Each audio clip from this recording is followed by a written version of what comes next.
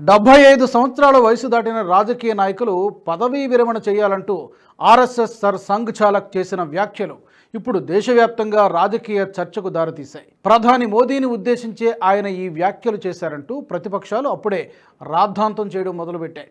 ఎందుకంటే సెప్టెంబర్ 17న ప్రధాని మోదీ 75వ పడిలోకి ప్రవేశిస్తున్నారు. కాబట్టే మోహన్ భగవత్ అలాంటి వ్యాఖ్యలు చేశారని వాదిస్తున్నారు. అసలు మోహన్ భగవత్ రిటైర్మెంట్ వ్యాఖ్యలు ఎవరిని ఉద్దేశించి చేశారు? 75 ఏళ్లు పూర్తి చేసుకున్న బీజేపీ నాయకులు గతంలో పదవులకు రిటైర్మెంట్ ప్రకటించిన దాఖలాలు ఉన్నాయా? విపక్షాల ఆరోపణలకు కారణమేంటి? తెలుసుకునే ప్రయత్నం చేద్దాం. ప్రధాని మోదీ, దివంగత మాజీ ప్రధాని అటల్ బిహారీ వాజ్పేయి, బీజేపీ కురువృద్ధుడు ఎల్కే అద్వానీ వంటి హేమాహేమీలంతా ఆర్ఎస్ఎస్ నుంచి వచ్చిన వారే.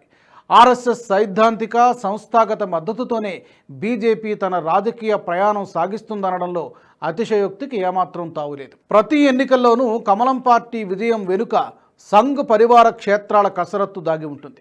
పార్టీ విధి విధానాల దగ్గర నుంచి అభ్యర్థుల ఎంపిక దాకా ఆర్ఎస్ఎస్ ప్రభావం ఉంటుంది అనడంలో ఎలాంటి అనుమానం అక్కర్లేదు. కాషాయ పార్టీ నేతలు కూడా ఆర్ఎస్ఎస్ అడుగుజాడల్లోనే నడుస్తూ ఉంటారు. సంఘ్ సూచనలు సలహాలు పాటిస్తూ ఉంటారు. అందుకే మోహన్ భగవత్ చేసిన వ్యాఖ్యలు ఇప్పుడు ప్రాధాన్యత సంతరించుకున్నాయి. 75 ఏళ్ల వయసు దాటిన నాయకులు పదవీ విరమణ చేయాలనేది ఆర్ఎస్ఎస్లో కేవలం సంప్రదాయం మాత్రమే. అయితే నరేంద్ర మోదీ ప్రధాని పగ్గాలు చేపట్టిన తర్వాత ఆ సంప్రదాయంలో కొంత మార్పు వచ్చిందని చెబుతూ ఉంటారు. మొదటి 2 పర్యాయాలు బీజేపీ సొంత మెజారిటీతోనే మోదీ ప్రభుత్వాన్ని నడిపారు. కానీ 2024 ఎన్నికల్లో బీజేపీ మెజారిటీ తగ్గింది. టీడీపీ, జేడీయూ వంటి మిత్రపక్షాల మద్దతు అనివార్యమైంది. ఈ నేపథ్యంలో బీజేపీపై ఆర్ఎస్ఎస్ తిరిగి పట్టు సాధించిందని, పార్టీ నియామకాల్లోనూ సంఘ్ పచ్చజెండా అనివార్యంగా మారిందనే చర్చ తెరపైకి వచ్చింది. అసలు మోహన్ భగవత్ ఏమన్నారో చూద్దాం. ఆర్ఎస్ఎస్ క్యాపిటల్ నాగ్పూర్లో ఆర్ఎస్ఎస్ సిద్ధాంతకర్త మోరోపంత్ పింగ్లేకు అంకితం చేసిన ఒక పుస్తకావిష్కరణ కార్యక్రమానికి మోహన్ భగవత్ హాజరయ్యారు. ఈ కార్యక్రమంలో ఆయన ప్రసంగం చేశారు.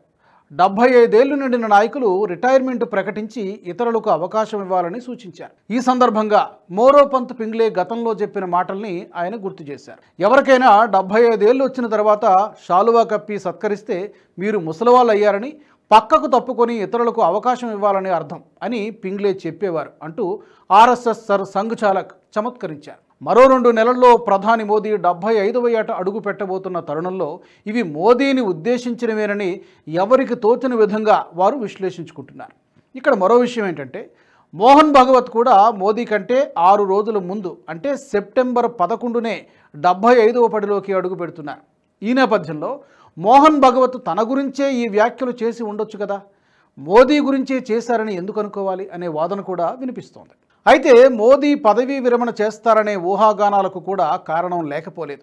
75 ఏళ్లు దాటిన ఎల్కే అద్వానీ, మురళీ మనోహర్ జోషి, జస్వంత్ సింగ్ వంటి సీనియర్ నేతలను గతంలో మార్గదర్శక్ మండల్కు పంపించారు. బీజేపీ జాతీయ అధ్యక్షుడిగా అమిత్ షా ఉన్న సమయంలో 2014లో ఈ మార్గదర్శక్ మండల్ ఏర్పాటు చేయగా వారంతా ప్రత్యక్ష రాజకీయాలకు దూరం జరిగి అందులో చేరిపోయారు. 75 ఏళ్లు నిండిన తర్వాత మోదీ ప్రధాని పదవి నుంచి దిగిపోతారో లేదో తెలియదు, కానీ ప్రతిపక్షాలు మాత్రం చాలా కాలంగా మోదీ రిటైర్మెంట్ గురించి ప్రశ్నలు లేవనెత్తుతున్నారు, ఊహాగానాలను ప్రచారం చేస్తున్నారు. ఈ నేపథ్యంలో ఆర్ఎస్ఎస్ సర్ సంఘ్ చాలక్ చేసిన వ్యాఖ్యలు వారికి బలమైన ఆయుధంగా మారాయి. అద్వానీ సహా పలువురు బీజేపీ కురువృద్ధులను 75 ఏళ్లు నిండగానే మోదీ బలవంతంగా రాజకీయాల నుంచి తప్పుకునేలా చేశారని, ఇప్పుడు అదే రూల్ ఆయనకు కూడా వర్తిస్తుందంటూ విపక్షాలు వితండవాదానికి దిగుతున్నాయి. ఏజ్ రూల్ను మోదీ పాటిస్తారో లేదో చూడాలంటూ శివసేన యూబీటీ వర్గానికి చెందిన రాజ్యసభ సభ్యుడు సంజయ్ రౌత్ వ్యంగ్యాస్త్రాలు సంధిస్తున్నారు. ఆచరణ లేని ప్రవచనం ఎప్పుడూ ప్రమాదకరమేనంటూ కాంగ్రెస్ నాయకుడు అభిషేక్ మను సింఘ్వి సెటైర్లు వేస్తున్నారు. నిజానికి 75 నిండగానే పదవి నుంచి తప్పుకోవాలని రాష్ట్రీయ స్వయం సేవక్ సంఘ్ నిబంధనల్లో ఎక్కడా లేదు. ఇది సంఘ్ పరివార్ సంబంధిత నాయకులు చెబుతున్న మాట. 75 ఏళ్లు నిండిన అనుభవజ్ఞులు తమ బాధ్యతలను జూనియర్లకు అప్పగించాలనేది ఒక సంప్రదాయం మాత్రమేనని చెబుతున్నారు. ఆర్ఎస్ఎస్ రూల్ బుక్లో ఎక్కడా కూడా లిఖితపూర్వక వయసు నిబంధన లేదు. ఆర్ఎస్ఎస్ నుంచి ఇది ఒక అప్రకటిత సంప్రదాయంగా బీజేపీకి తర్జుమైంది. అయితే అద్వానీ, జోషి వంటి సీనియర్ నాయకులను మార్గదర్శక్ మండల్కు పంపిన తర్వాత ఈ చర్చ మరింత బలపడింది. బీజేపీ పార్టీ రాజ్యాంగంలో ఇలాంటి నిబంధన లేకపోయినా ఒక విధానపరమైన నిర్ణయంగా మాత్రమే కొనసాగుతోంది. కమలం పార్టీ నాయకులు కూడా ఇదే విషయాన్ని చెబుతున్నారు. బీజేపీ రాజ్యాంగంలో పదవీ విరమణ నిబంధన లేదని 2023 మేలో కేంద్ర హోంశాఖ మంత్రి అమిత్ షా స్పష్టం చేసిన విషయాన్ని గుర్తు చేస్తున్నారు. 2029 వరకు మోదీ నాయకత్వానికి తిరుగులేదని కరాఖండిగా చెబుతున్నారు. పదవీ విరమణ పుకార్లలో ఎలాంటి నిజం లేదని 2024 సార్వత్రిక ఎన్నికలకు ముందు అమిత్ షా చెప్పారు.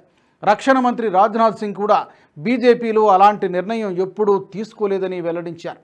తాను బీజేపీ జాతీయ అధ్యక్షుడిగా ఉన్నప్పుడు కూడా అలాంటి నిర్ణయం లేదని చెప్పారు. ఒకవేళ అలాంటి నిర్ణయం తీసుకుని ఉంటే పార్టీ రాజ్యాంగంలో ఉండేదని రాజ్నాథ్ స్పష్టం చేశారు. అంతేకాకుండా అటల్ బిహారీ వాజ్పేయి 79 ఏళ్ల వరకు, మొరార్జీ దేశాయ్ 83 ఏళ్ల వరకు ప్రధానిగా ఉన్న విషయాన్ని ఆయన గుర్తు చేశారు. నిజానికి ఆర్ఎస్ఎస్లో కూడా 75 ఏళ్లకు పైగా సేవలందించిన సర్సంఘ్ చాలకులున్నారు.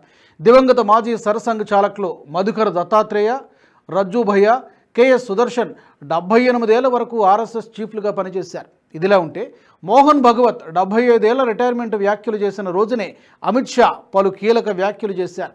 పదవీ విరమణ తర్వాత తన ఆకాంక్షల గురించి ఒక కార్యక్రమంలో మాట్లాడిన ఆయన తాను రాజకీయాల నుంచి తప్పుకున్న తర్వాత సేంద్రియ వ్యవసాయం చేయాలని అనుకుంటున్నట్టు చెప్పారు.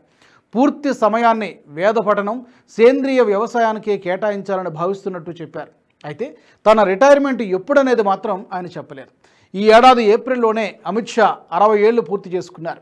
మొత్తానికి మోహన్ భగవత్ రిటైర్మెంట్ వ్యాఖ్యలు ఆయన వ్యక్తిగతం మాత్రమేనని, ఆర్ఎస్ఎస్ బీజేపీలో అలాంటి నిబంధనలేవీ లేవని తేలిపోయింది. కానీ విపక్ష పార్టీలు చేస్తున్న రాద్ధాంతం వల్ల మోదీ స్థానంలో యోగి ఆదిత్యనాథ్ ప్రధాని కాబోతున్నారనే ఊహాగానాలు మొదలయ్యాయి. నిజానికి మోదీ తర్వాత ఆ అర్హత యోగికే ఉందంటూ అడపాదడపా కమలనాథులు కూడా చెబుతూ వచ్చారు. దీనికి సంబంధించి కాబోయే పీఎం యోగి అంటూ కొన్నిసార్లు పోస్టర్లు కూడా వెలిశాయి. కానీ 75 ఏళ్లు నిండిన ప్రధానమంత్రి పదవి నుంచి మోదీ తప్పుకుంటారనే సూచనలు ఏమాత్రం కనిపించడం లేదు.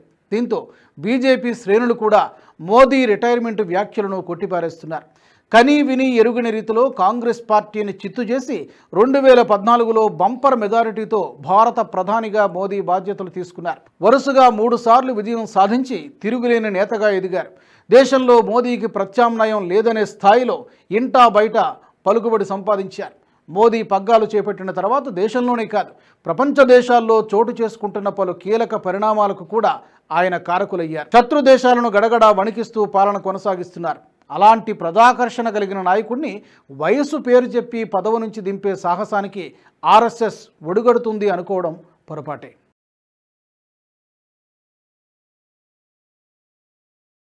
ఈ వీడియో మీకు నచ్చినట్టయితే లైక్ చేయండి, 10 మందికి షేర్ చేయండి. అలాగే కామెంట్ల రూపంలో మీ అభిప్రాయాలను మాతో పంచుకోండి. Nationalist hub group of channels ను సబ్స్క్రైబ్ చేసుకుని తెలుగునాట జాతీయవాద జర్నలిజాన్ని ప్రోత్సహించండి. ఈ వీడియో కింద ఉన్న బెల్ ఐకాన్ పై క్లిక్ చేయడం మర్చిపోవద్దు.